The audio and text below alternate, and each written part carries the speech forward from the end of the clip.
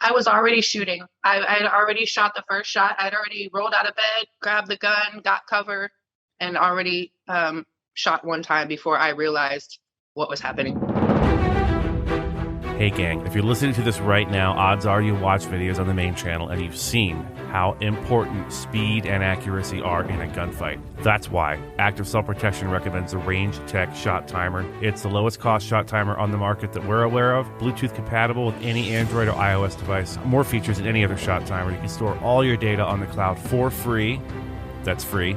Native integration with Practice Score, and a visual light-based go signal. Visit them at rangetechtimer.com and tell them your friends at the Active Self-Protection Podcast sent you.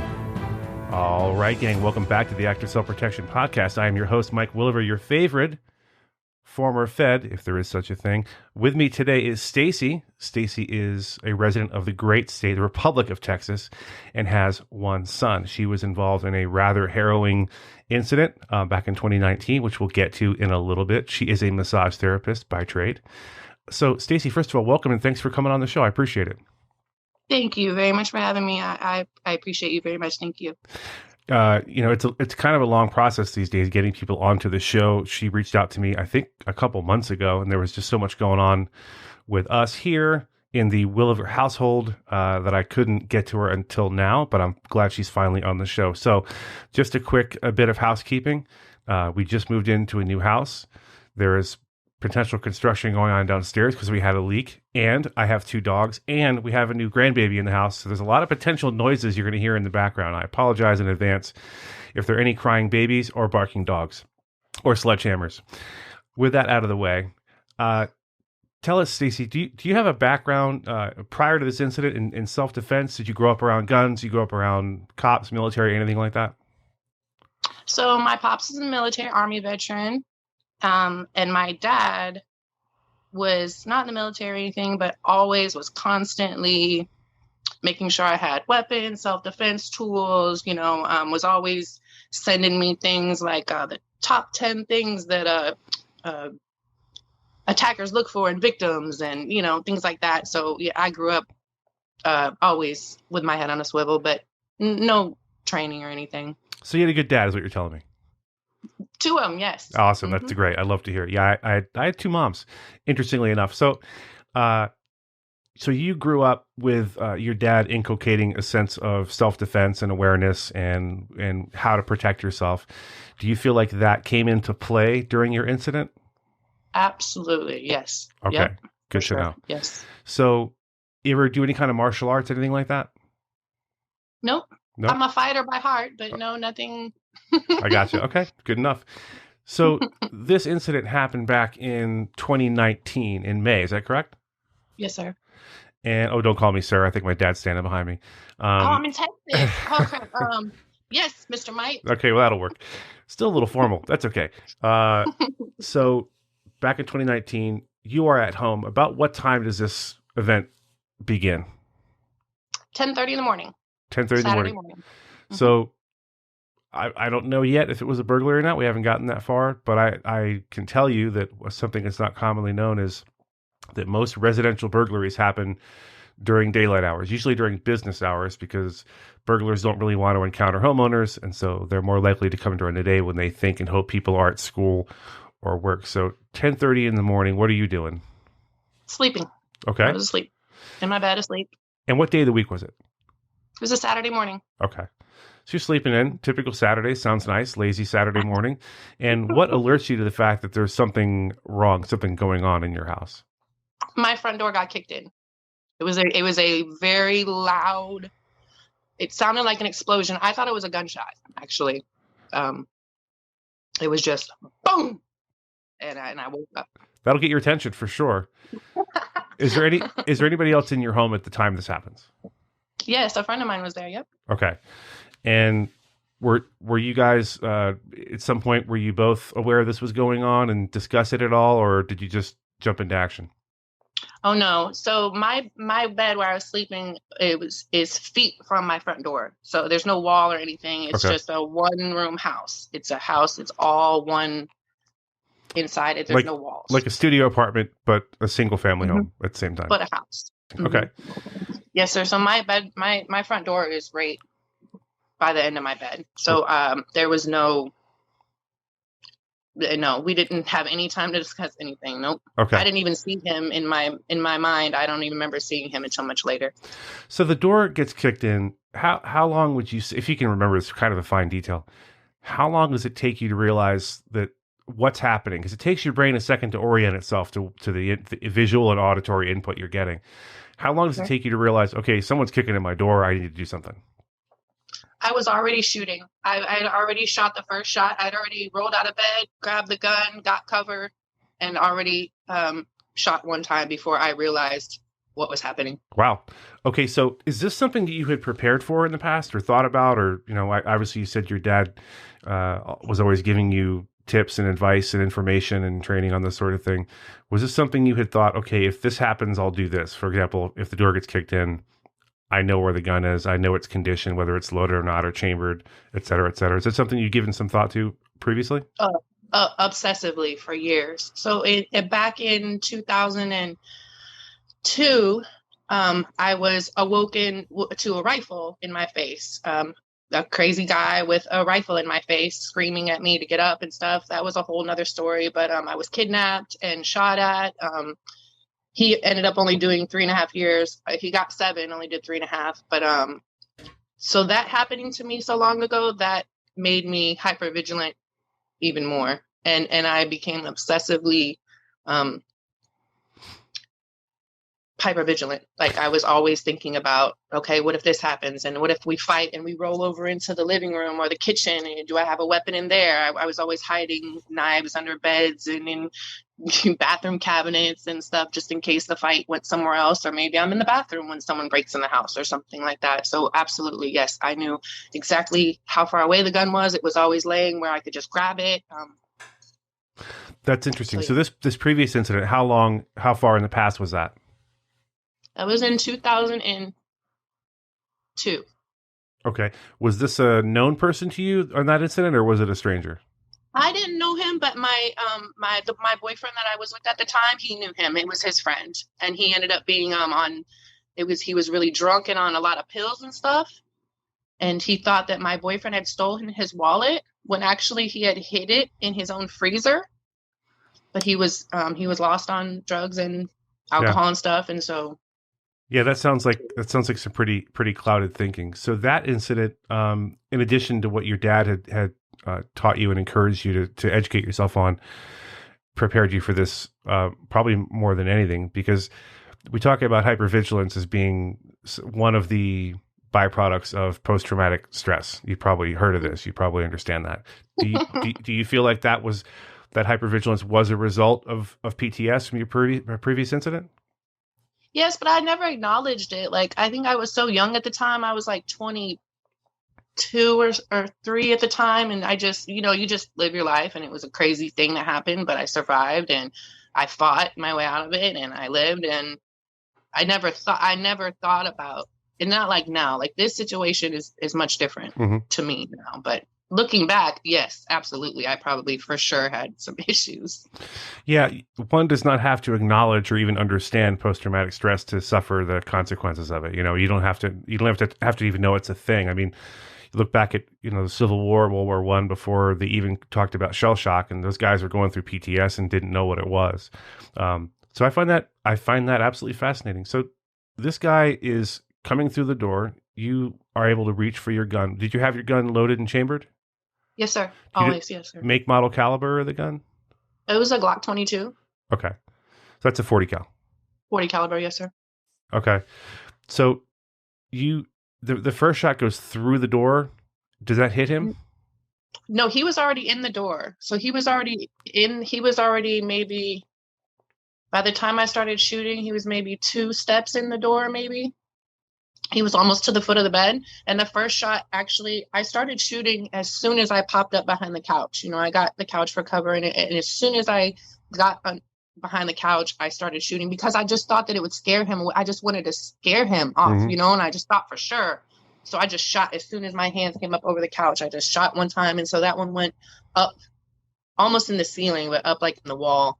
Okay. And then the second one a little bit lower, but in the wall, because now I was aiming, and then the next 4 caught him. So I'm sure this whole thing took 4 seconds. I'm sure it seemed like a lot longer in your mind at the time, but probably 3 to 4 seconds. And then as this is happening, are you experiencing that sense of time slowing down, or is this all going at regular speed?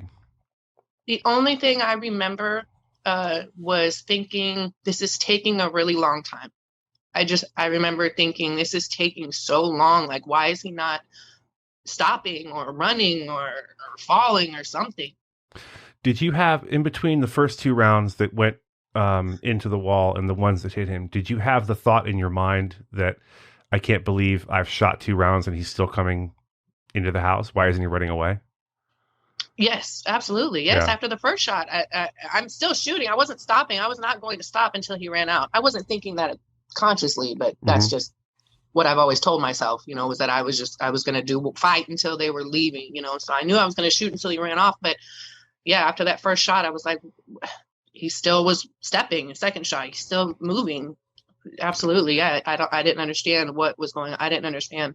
Yeah, you're not the first person or even woman on this show to have that experience where someone being shot at or shot doesn't stop them immediately. We had a previous guest, Val Evans. If you want to go back and listen to that episode, folks, it's a really good one. She had an intruder in her home and had to shoot him twice to stop him, to protect herself and her little girl, as I recall. Good for her. He is struck 4 times. Do you know where he struck? At the time? No. No, yeah. Idea. In retrospect, sorry. Back, yes. So I grazed the top of his head, and then the second shot went in his rib cage and bounced around and got stuck in his collarbone. The third shot went lower in his rib cage, bounced around and ended up in his back on the other side, inside. Neither one of those came in and out. And then the fourth shot got him in his thigh, in and out, clear shot. Through. So you shoot 6 rounds, hit him 4 times. Yeah. What happens then?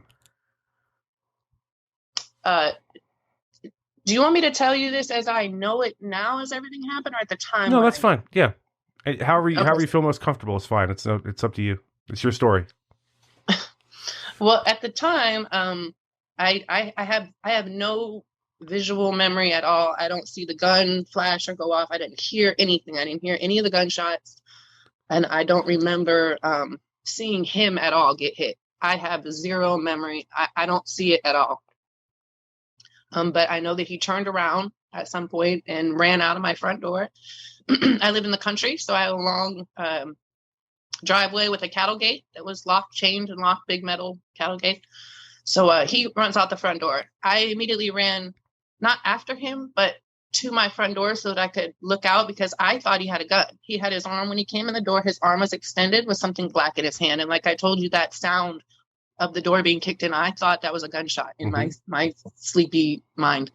So I ran so that I could look out the door and still defend myself, because I'm fully thinking he's going to be like on the other side of my car shooting back at me, because he ran out the door. So I'm thinking he's okay. I didn't even know I shot him yet. There was no blood in my house or anything.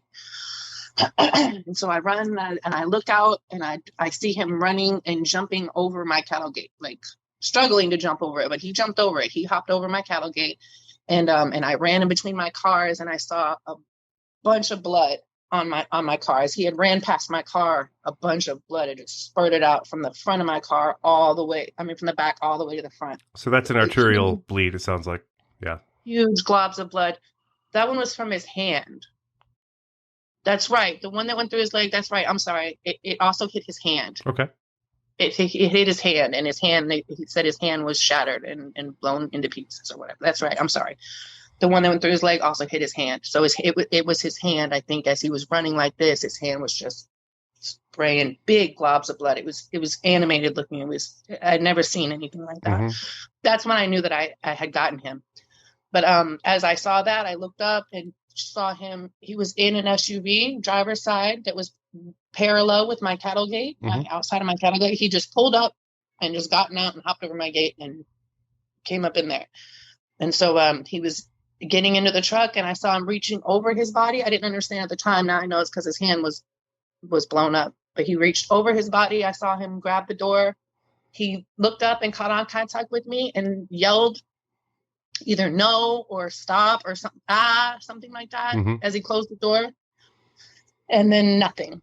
it was silence. It was no screaming. There was no moving in the vehicle. I couldn't see anything. It was black tinted windows. It was eerily silent. And I just stood there. I didn't know where to go. I'm sorry. That's okay. Take your time.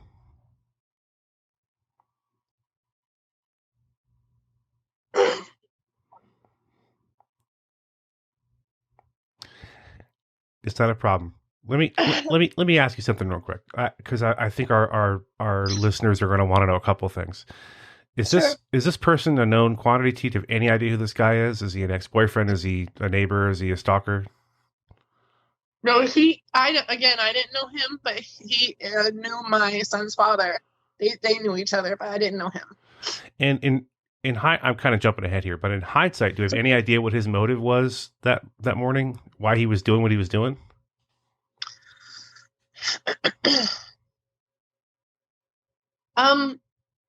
I think that it's kind of a complicated story. So that property that I lived on, that house, had been in my son's father's family since the 60s. Okay. Or so, 60s or 70s. They had had that property for a million years. And nobody had lived out there for a long time when I moved out there. And like I said, that was my son's father's property, you know, and he knew that guy. That was his friend. And that guy, turns out, was on a lot of drugs and clearly delusional or whatever. And so I think that he either wanted to squat there, or maybe he thought he was protecting the property from somebody because it was his friend's house, and maybe he saw my car there or saw me there or something. I don't really know. And do we know now whether you said you saw something black in his hand as he came through the door? Do we know if he was armed at the time or not? They never found a gun. They used dogs. They used drones. They searched the whole, because like I said, I live in the country, and so it's lots of fields and a little creek and vultures and all kinds of stuff. So they used a lot of different things, and they never found one. Nope. Okay. So going back to where we left off in the story, he's not in the truck. There's no movement. About how far away are you? Are you behind cover, or are you standing, or what? Yes, sir, I'm behind my car. I'm behind my car. In between, me and him is my car, and then probably about the length of 2 regular driveways. Okay, that's the distance in between you and the SUV? Yes, sir. Okay. Does the SUV move at all, ever? It did eventually, but at that moment, it wasn't moving at all. I thought for sure he was getting a larger way. I don't know why I thought that, but I just thought for sure he was going to jump out with a rifle or a shotgun. I thought that's the only thing he could be doing, because in my mind, he's ran now down this long driveway, jumped over the gate, gotten into the car. Yes, there's blood on my car, but he can't be hit that bad because he's done all of this and there's no yelling. Or he's not trying to get away, So I thought he was getting something bigger or something. This is a good teaching point for our listeners, especially if you guys watch the main channel and watch the videos. We had one recently where a guy had just murdered an off-duty sheriff's deputy in a mall in Houston, and he is shot at very close range and is down, appears to be motionless, and then all of a sudden he is back up like the Terminator, walking as though he's not even shot.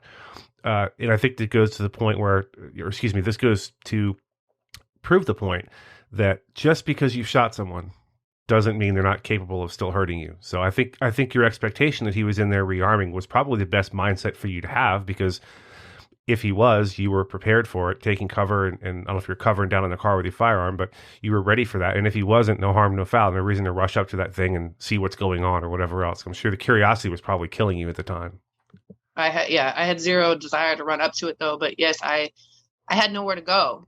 There was nothing, the only place I could go was towards him to get away. That's it. Behind me is nothing. There's nothing. Next to me is nothing. There's across from me is only sunflower fields. There was nothing. So I was just, I was behind the car. I still had the gun in my hand, but now at this point, I'm realizing if he does jump out, I have no idea how many shots I had fired. I still don't really know. I'm assuming the 2 and then the 4, but I really don't remember at all. That's pretty common, so I had no idea. So I reloaded. I grabbed another magazine that was in my car, right there, right in front of me, and I switched them out, and I jumped in my car, and I drove up my driveway to leave. So at some point the SUV. Oh, I think I lost your. Oh, there we go. You're back. Um, I'd asked earlier if the SUV moved at any point. You said it did. So was he able to drive away at some point? Yep, he eventually drove off, but maybe 30 or 40 yards down, he started to swerve. I saw the SUV swerving really bad, back and forth, real bad across the whole street. And then I found out later that he died right there at the end of the street in the car. Okay. So did you say you got in your car and left? I did. Yes, sir, I did. Okay. I went to go get help. I didn't want to stay there. I didn't know what was happening inside the car. And I knew if he was shot so bad that he couldn't move, that there would be rocking or yelling or anything. And there was nothing. There was nothing. It was so bizarre. So I rushed up to my cattle gate as close as I could. I found out later that I actually hit my gate with the front. I bet my license plate. I hit the front of my gate, but my friend I told you was with me.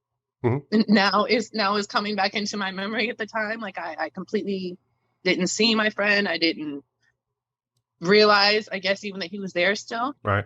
But when I got in the car to leave, he jumped into my car with me. Okay. So he jumps in the car. Where do you guys go, and what do you do?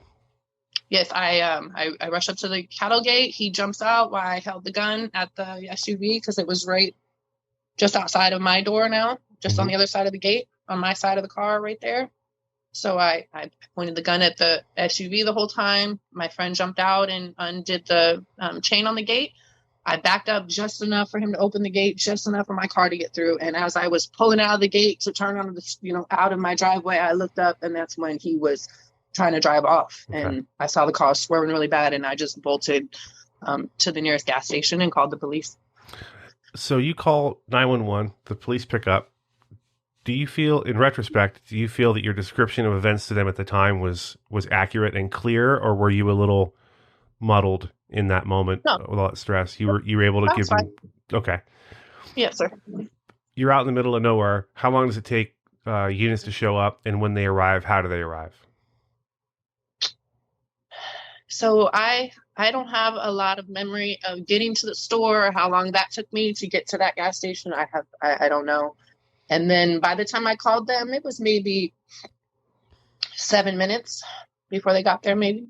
And two just regular police arrived in two separate vehicles. It was a lady and a gentleman, and the lady came up to me and talked to me, and the gentleman went and talked to my friend. Okay. And so they met you at the gas station? Yes, sir. Mm-hmm. Okay. And then they start asking you questions. At some point, you go back to the house, or what happens next with the police? Yes, sir. I actually just sat in the back of her car. She didn't ask me any questions. She read me my rights, but she didn't ask me any questions. She just put me in the back of her car, not handcuffed or anything. I just sat in the back of her car and waited for the crime scene. The crime scene woman showed up at the gas station while I was still in the back of the police car. They did GSR testing on my hand. That's gunshot residue for those who don't know. Oh, sorry. No, that's fine. Yes, a gunshot residue test. And took a picture of me, just a front-facing picture of me and pictures of my hands. And that was about it at the gas station. They took some pictures of my car and stuff, and took my bag and the gun. I had already placed the gun in the trunk. I didn't want to be anywhere near it, obviously. So when I got to the gas station, I put it in the trunk. Yeah, that was my next question. So thanks for answering it for me. It was in the trunk.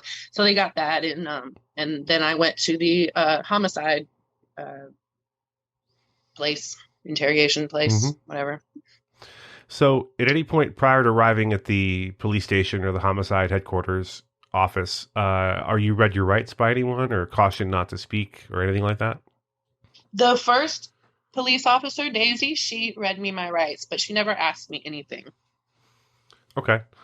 That's actually pretty good police work. Just so you're advising them initially. That way, if you are, it turns out you're not a offender, but an offender, then things that you say can be used down the road.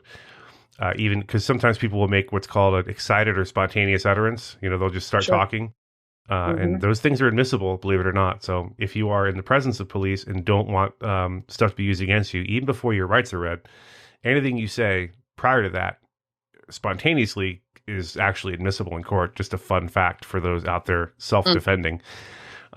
You get to the police station. They did a gunshot residue test on your hands already. Frequently, your clothes will be taken. Were your clothes taken or no? They took my shirt, but not until way later when they brought me back home. Okay. They walked me in my house, and then I changed my shirt, and they took my shirt. Okay. But they didn't take my shoes or my clothes or anything. So you get to the station. I assume you sit down with a detective. Talk to us about that. Yeah, I went into a room like you see on TV with one chair and one table, and they brought their chairs in, and they put their body cameras.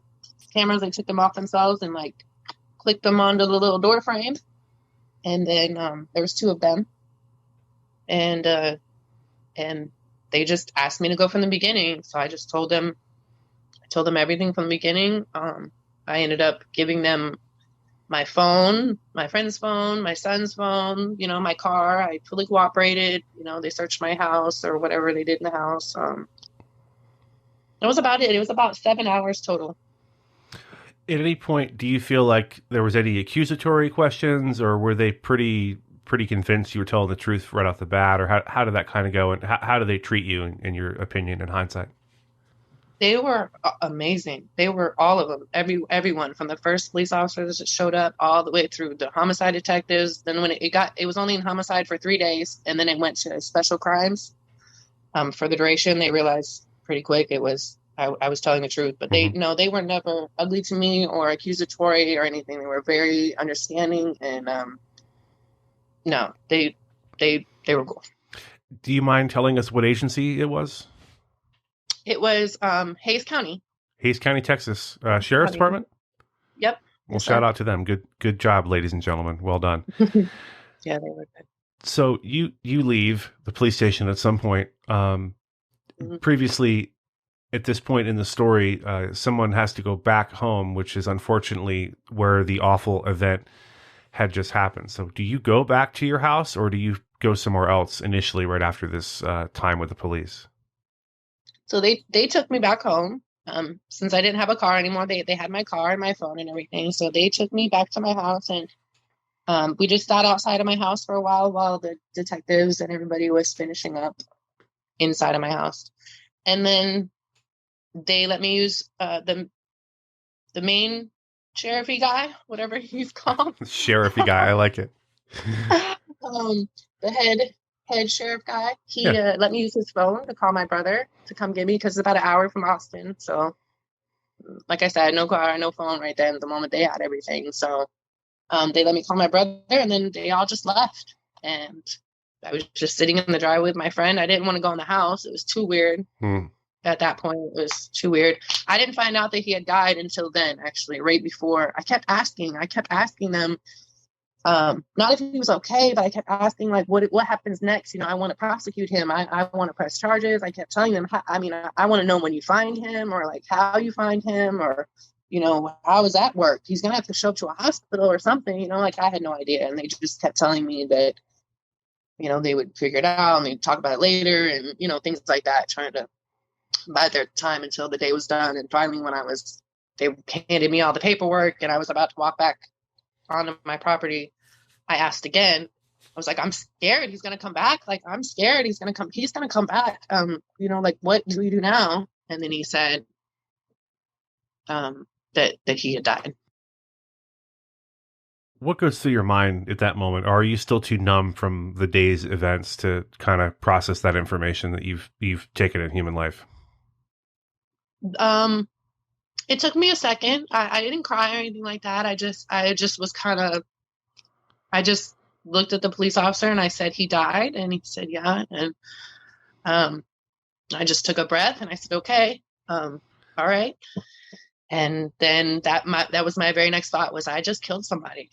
That's a heavy, and it's a weird thing, because when you're defending yourself like this, which I would do it again. I don't want anybody to misunderstand my tears, or I have no guilt. Sure. I have zero guilt. I really wish I didn't have to go through that, but I don't have any guilt about it. But sorry. That's okay.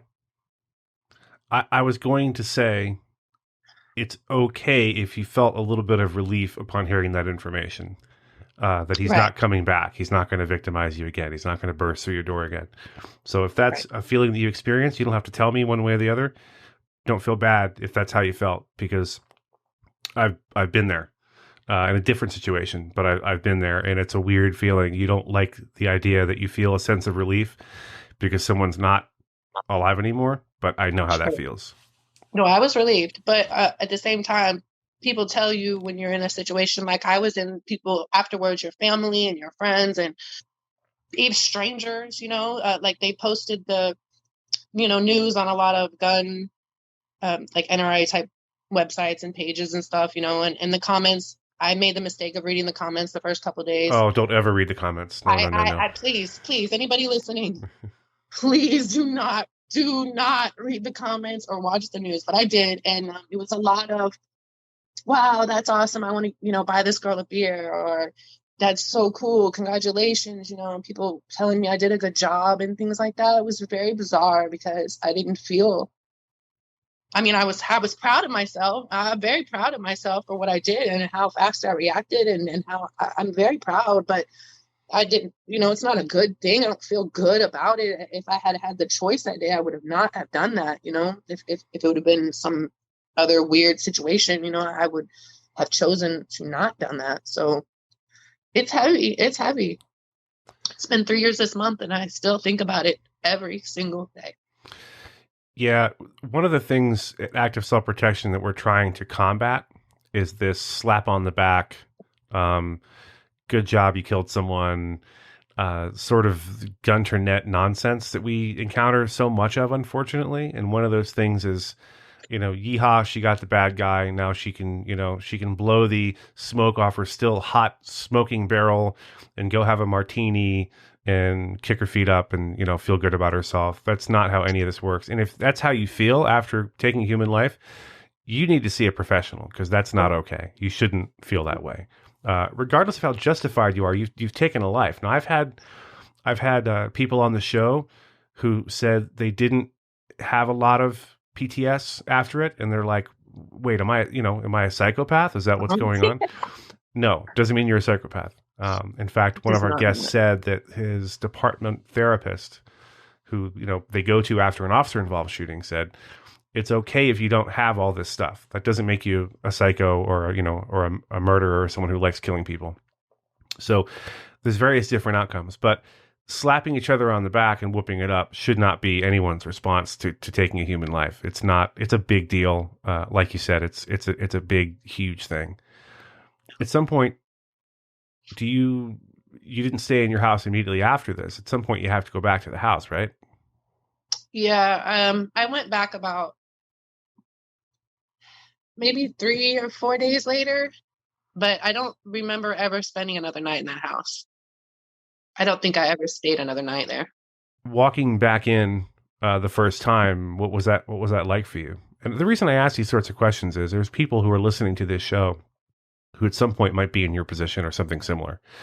Yep. So the idea of this show is to prepare people for the possibility of a critical incident like yours or like our other guests. So I want people to understand why I'm asking the questions I'm asking. The reason I'm asking this is someone might not realize this is going, if they have this event and they have to return to where the event happened, there can be a very visceral, emotional response. So in your case, what was it like walking back in the house for the first time? It was very surreal. But my practical brain kicked in probably to protect myself, and I just wanted to know more information. I wanted to see the bullet holes. I wanted to look at their trajectory. I wanted to, you know, see how far in the house he was, try to guess. I was looking for blood. I couldn't understand why there wasn't blood. It was very like, Analytical? it wasn't emotional yet. It wasn't emotional just yet. Mm-hmm. So talk to us about PTS. We talked about hypervigilance from the first incident being probably one of the reasons you survived or prevailed in the second incident. Yep. Hypervigilance it's not a good thing. generally It's not a speaking, bad thing, though. but I mean, obviously in this case, it paid off. But I mean, when I'm a retired cop, when I'm checking the lock for the 8th time, that's probably a little excessive. You know what I mean? So there's limits to it. But in this case, it seemed to help you. What other, if there are any, what other sorts of PTS type symptoms did you suffer from, if any? So I think because I was asleep at the time, my sleep has been extremely screwed up. Now it takes me 2 hours to fall asleep. Once I do, I wake back up and then I'm up again. And then I just wake any little noise or sound. I'm constantly waking up all the time. I haven't slept more than 4 hours straight for 3 years.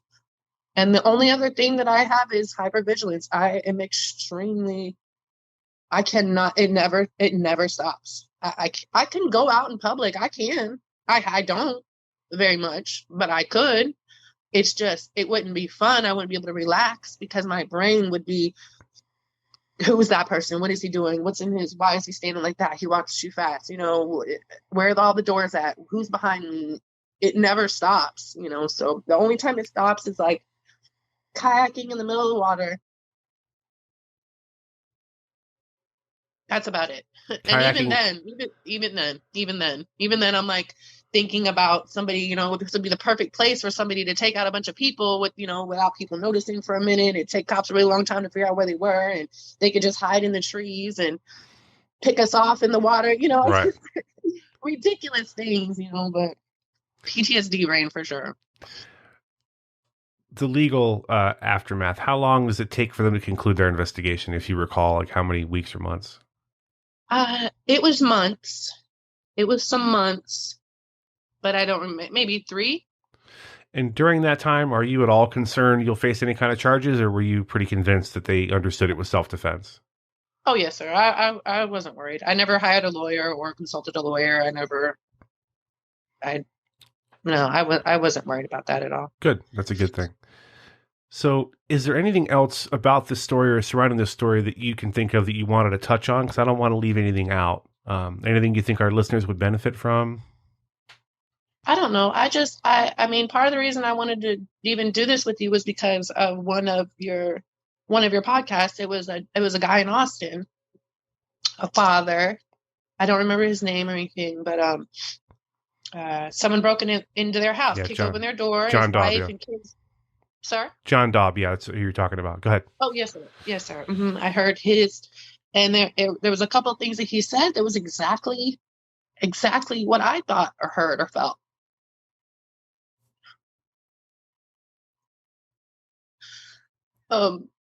So to hear somebody else say those things that I had been thinking or that I felt, it made me feel normal. It made me feel like I'm not crazy, like okay, this stuff does happen in this way. Like him saying that he didn't hear the door.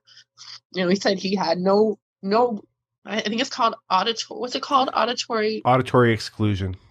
Exclusion, right. I didn't even know. I didn't even have a name for it. I just remember that I didn't hear any of the gunshots, and that always bothered me because I don't know why it bothered me. It just really bugged me that I couldn't remember seeing any, some of those things or hearing stuff, and hearing him say that he didn't hear the door get kicked in, and then saying that they said it sounded like an explosion. That's exactly what I heard. That's exactly what I was feeling and thinking. And so that's the main reason that pushed me over to want to do this, is so that maybe something I say, will make somebody else feel not so crazy, But I would just say that just pay attention, the time of the day doesn't matter. A lot of people think that, the bad guy's only going to break in your house at nighttime. While, it's just not true. You could be in your bathroom. You could be in your kitchen cooking. This guy was on drugs. He was on 2 different types of pills, methamphetamines, and amphetamines were found in his system. He had a rap sheet, 86 pages long, Mike. He was a career criminal from the age of 18 till 35 when he kicked in my door. He had been, felony on top of felonies, and kick doors and running from the police and escaping from correctional facilities and drugs for that many years. He was they don't think the same way that we think, so I just don't want people to just feel so safe in your house just because your door is closed or something. It's not like that. Yeah, I remember when I was a young federal agent and I was going to some houses of some offenders, and it was just so different from what I was used to in my own life, seeing the way that some people live, the way some people think. They think that that the world owes them something. They think that they can do kind of whatever they want and get away with it. And unfortunately, especially lately, that's true in some states and some jurisdictions where there's a revolving door. And I was expressing my dismay to my training officer, Mike Haynes, at the time. And I said, I just don't get it. And you know what Mike said to me? When you clock into this job, you got to check your worldview at the door, meaning like what you just said. They don't think like you think. They don't share your values. They don't share your morals. There's people out there that don't care about what happens to you, what they do to you, and they don't care about the consequences. They're not thinking about getting shot, or they're not thinking about going to jail. And if they go to jail, it's not a big deal. It's something they're used to. So, Stacy, what you said earlier about when you referenced the episode with John Dobb and how that helped you, that's the best thing I've ever heard on this show, because that means that you got something important, a revelatory moment out of the show that we're making. So that meant a lot to me. So I want to thank you for that. I want to thank you. I had to stop it and cry and everything. It really was. It was helpful. and I want to thank you for being willing to come on. This cannot be easy to come on and talk about this stuff, but you did it. I think you're very brave. And I would never pat you on the back or offer you to buy you a beer because of what happened. But I can say that I think you did the best you could under some very troubling circumstances. So again, Stacy, thank you so much for coming on. And you got my email. Is there anything I can do for you in the future? Please let me know. Thank you. Thank you very much. All right, gang. You know what time it is. It's that time of the week for the Gutowski Files featuring Stephen Gutowski, our intrepid reporter. Stephen is the founder of TheReload.com and the host of the Weekly Reload podcast. He's joining us again from somewhere deep inside a hidden bunker in a nondescript building. No, I'm kidding. That's somebody else. Stephen, thanks for being here, buddy. It used to be starring. Now it's just featuring. I think we'll go week to week. Well, the kids, been downgraded. The kids listen to the hip hop, the R&B, and when there's a guest star, they're always featuring, but they shorten it to just FEAT. That's super cool. So, trying to bring the youth on board with this portion of the podcast, get them to stick around. So, featuring is somehow cooler. This week, we are discussing the Black Agents and Professional Law Enforcement Association within the ATF, and they are saying that acting ATF Director Marvin Richardson should retain his role and become the director of the ATF. And I like some of their arguments. I like when any agency, when their leadership comes from within, unless it's a dysfunctional agency, but if it comes from within, generally speaking, you have executive members and you have directors and special agents in charge that know what the job is. They know what the average agent does every day, and they know what kind of help they need to get their cases done. They know what the priorities are. And this association is saying that he should be retained. Stephen, what are your thoughts? This is this requires a little bit of reading between the lines, I think, because this is a professional organization and they're partnered directly with the ATF. So I think they're not necessarily a group that's going to come out and talk bad about the president or the decision making when it comes to the leadership at the ATF. So you kind of have to look at the context in which they're making these comments to understand fully what they're saying. And the fact that they came out after Marvin Richardson was demoted and said that they continue to support him as the acting director of the ATF, implies that they're not happy with him being demoted. Clearly, this comes not too long after, not really on the heels, but not long ago, there was another nominee for this job who there were some credible allegations of racism and treating African-American agents poorly. You want to talk about that? Yeah, so certainly race has become a significant issue in Biden's efforts to put a permanent director at the head of the ATF, because you had David Chipman, who's the former nominee who failed to get 50 votes. He had several issues, actually. There were several stories related to his time as an ATF agent where he was accused of making comments that implied or sort of directly said that Black agents were passing the promotion assessment too frequently, and that they must have cheated to accomplish this. Now, these are allegations that he's denied, and that DOJ has responded to and pushed back on. But then you also had a Black agent directly, accuse him of opening up a cheating investigation against him falsely during a promotion assessment. And so you had those two things happen, which sort of greatly impacted the way his nomination went. And then now you have the president picking another white nominee over the Black acting director, Marvin Richardson, and another nominee who is largely perceived to be put up for the role because of his previous commitment to the expanding gun restrictions.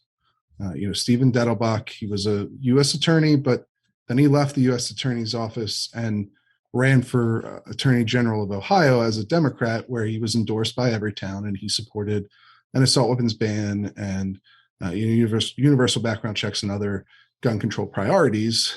He's the one who's now being put up again over Marvin Richardson, who has been the acting director, who is a career ATF official, 33 years. And that's causing, further consternation from some in the African-American community, including this ATF Black agents group. But there's also the National African-American Gun Association came out and questioned the racial motivations of, passing over Marvin Richardson. And then not only did they pass him over, they, as I mentioned earlier, they demoted him on the way out. He was going to be done as acting director within the year, but now they're pushing him out early because he was considered to be too friendly towards the gun industry by gun control advocates that the president is, political allies with. A couple things here for the average person at home. I was a federal agent for a little over 25 years, and you never know exactly what the relationship is between any of these associations and the leadership of an agency. It can vary pretty wildly. Sometimes they're very cozy. Sometimes they're very adversarial. It just depends on their mission. But there's a ton of these sorts of associations. There's like a Women in Federal Law Enforcement Association. There's all sorts of things. Mm-hmm. And so it's tough to read too much into their endorsement of Mr. Richardson. But I think it's worth noting that if they're coming out making a point of bringing this up, there's probably some flames where that smoke is. I think it's worth looking at. Yeah, and another thing I would note as well on that front is that I was the one who broke the news that they were demoting Marvin Richardson over at the Reload, and the way that I got that story was from an ATF source that I hadn't had a history of talking to. Now, obviously, I verified who they were, but and then further verified what they were telling me through other sources. But I think that says something about the state of the ATF with this decision, that people working there are not happy about it because, somebody went out and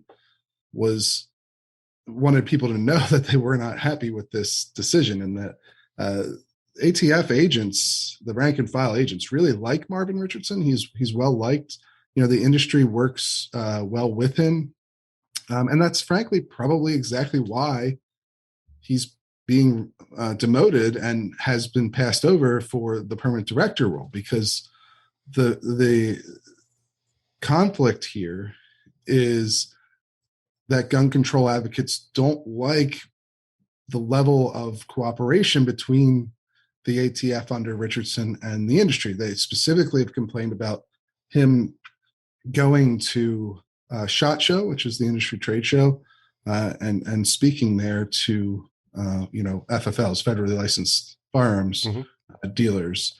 And of course, people have pushed back on that criticism, like the National African American Gun Association. I mean, and even this Black ATF agents group, because certainly Marvin Richardson was not the first ATF agent to go to SHOT Show. They go every single year because that's the industry that they regulate, and they want to have some sort of working relationship. But this is becoming an increasingly polarizing issue among advocates on the other side of the aisle who think the ATF is too soft on the industry and not strictly enough enforcing the rules. That's been the common complaint you hear from the left. Now, obviously, you have very different complaints from the right, and sort of if you ever watched Chris Rock, who's obviously was in the news recently, I'm a fan, yeah. Yes, he had a show called Everybody Hates Chris, right? Uh-huh. Well, I mean, that everybody hates the ATF. Yeah. It doesn't matter what side of this issue you're on. People do not like the ATF as an institution. So they're always getting heat from all directions. And in this case, Richardson got heat from the gun control people who do not like the way that the agency interacts with the industry. I got to tell you from personal experience, I've worked with a great number of ATF agents on various task forces, and to a man and to a woman, every one of them that I met is very pro Second Amendment. Those are the people you want working at the ATF, are people who understand their role and don't want to take everyone's guns away. And you'd be shocked at how many of their agents would agree with most of our listeners on most things gun related. A lot of good men and women. So I'm not afraid to say that. I know it's very unpopular in the Second Amendment community to say that there's good ATF agents, but there's a lot of them. In fact, the vast majority of them. And that's, if you're going to have an ATF, and right now we do, that's who you want working there. Folks, I want you to take a moment right now, stop what you're doing,